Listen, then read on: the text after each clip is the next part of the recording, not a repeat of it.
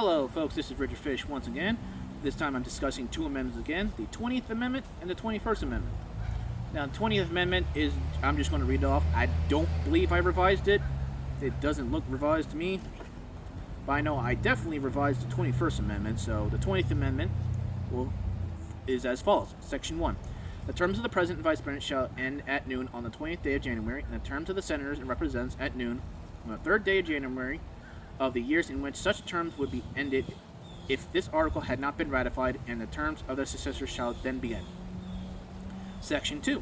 The Congress shall assemble at least once in every year, and such meeting shall begin at noon of the 3rd of January unless they shall by law appoint a different day. Section 3. If at the time fixed at the beginning of the term of the President-elect shall have died, the Vice President-elect shall become President. If a President shall not have been chosen before the time fixed for the beginning of his term, or if the President-elect shall have failed to qualify, and then the Vice President-elect shall act as President until a President shall be qualified. The Congress may by law provide for the case where neither a President-elect nor a Vice President-elect shall be qualified, declaring who shall then act as President, or the manner in which one shall be selected, and such person shall be accordingly until a Vice President and President shall be qualified.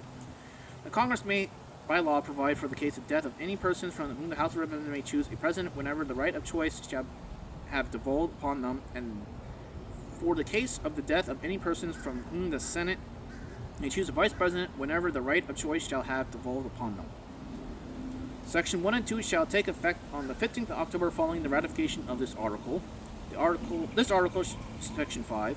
Section 6. This article shall not be inoperative unless it shall be ratified as an amendment to the Constitution by the legislature of 3/4 of the several states within 7 years of the date of submission. I don't feel like that's changed. Though, now that I read this over, I guess, this kind of points to saying, so that why would he run for a third term? Because Section 3 of the 20th Amendment pretty much says that the President shall not be chosen before the fixed time, or if the President-elect shall have failed to qualify.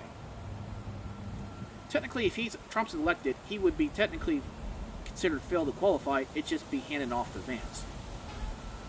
So then why run him for a third term then? Just run Vance. No? Feels like there's just a lot of, does Trump really think Vance is not that qualified to be president, hence why he has to run? He has to run for Vance? Because according to this Section 3, the way it is saying, the President-elect shall have failed to qualify. Once he's elected, he would technically be considered failed to qualify, and then Vice President, Vance would become President. It just feels like too much work, It feels like a lot of effort for the same solution. Trump won't be president a third time if, according to the 20th Amendment, Section 3, it just goes straight to Vance. So why even talk about running for a third time if Vance is just going to be president regardless? I get it, you want him to, be some success. Honestly, does Trump even want a successor that actually is Trump? Because, Ron DeSantis tried to be. That didn't work out well for him. Look where he is now. Have you heard anything good about him lately? No. So this whole idea that Trump has to run for a third term and he'll be elected, but then he'll just be failed to qualify and then Vance will become president. If you just want J.D. Vance to be president, just have him run then. I feel like you shouldn't just be running around making hoops. Just making it difficult for him. If the Republican Party wants Vance to run for vice president, just let him run. They shouldn't have to, they shouldn't listen to Trump and Trump have run for a third, and then when he fails to qualify, Vance just takes him. I just feel like that's just way too much work, in my opinion. But hey, Trump gets what Trump wants, I guess. It is what it is. Now, for the 21st Amendment. No person while being elected to the presidential, vice presidential office, or Congress shall acquire income outside of the respective office. All additional income sources must be severed the day of any person comes into office in the White House or Congress. Refusal to do so is immediate grounds for impeachment and banishment from any federal office as long as they live. Basically, this is to prevent people from, making money while they're in office. This is a way, I guess, a blunter way of preventing insider trading. This is what the 21st Amendment should be. preventing people from running for pretty much making money while in office. And there's multiple times, and the people who are just the president, current president, he's making billions off of it. He's personally making money, like he has not divested at all. He claims he gave it to his children, but he has openly stated that he's making money multiple times. So, yeah, there just needs to be complete severance. And if there's proof, physical proof, that they're making money off of the office, their office of the president, House of Representatives, or Senator, done, kicked out, and just banished from ever taking office ever again. I think it's pretty clear cut and dry. There should not be a discussion of whether or not one can make money off the office of the presidency, House of Representative, or Senator. They should be just banished completely.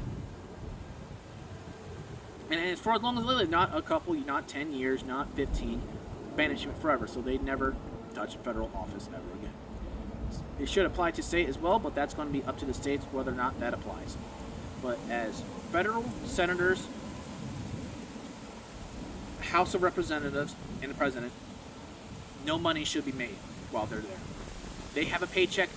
If they can't live off that paycheck, that's a personal issue. They are adults. You're an adult being elected to the House of Representatives, senator, or president.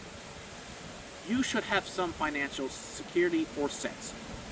If you cannot live off of, I don't know, was it $200,000 a year for like senator and House of Representatives and $400,000 as president, don't run for office then. If you do not have the financial security to run for office, don't do it. The fact that, I know, Mike Johnson admitted that, oh, poor me, I'm poor.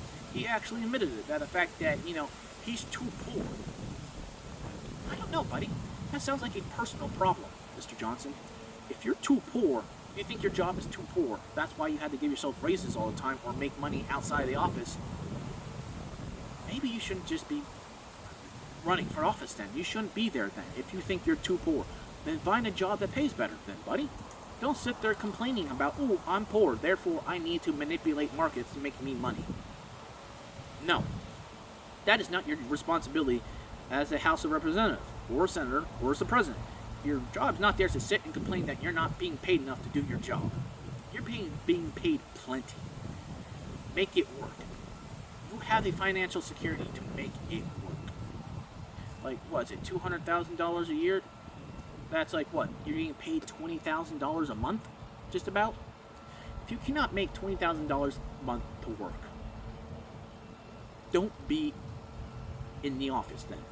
Don't be a senator, don't be a House Representative, and sure as hell don't be the president if you think $400,000 isn't enough for you. Go do something else. Quit complaining and acting like you deserve more money because you were elected to a certain position. No, you don't deserve more. Okay? They need to stop using that term that they deserve more money. They deserve to manipulate the market. They deserve, all their stocks and whatnot.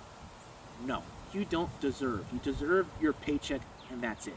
If you cannot make your life work with the paycheck that you are given, go find a job that pays better and use that money. The idea that, we have to pay them what they think they're owed is ridiculous. Yeah, it's like they complained that, Johnson complained saying that, it's been stagnant for like 9 years or something. Boo-hoo, the minimum wage has been stagnant for decades. Who cares, Johnson, that you don't make enough money? Being a senator, you're also like the representative, you're third in line for president of the United States, buddy, third in line, and you're complaining you don't make enough money. Like, that's ridiculous. It is absolutely ridiculous that you're complaining that you are not making enough money. We as a country, as citizens, need to hold these people accountable and start holding their feet to the fire when they say stupid stuff like, boo-hoo, woe is me, I need more money. If you cannot make the amount of money you make work, get out of office. Don't be there. That should not be a controversial discussion. That you being in office, you don't get paid enough while being senator or whatever. No. Don't like it. leave office, go find a better paying job. I'm sure there's someone who's more willing paying for you, Speaker Johnson. Anyways, that's it for now. See you folks around.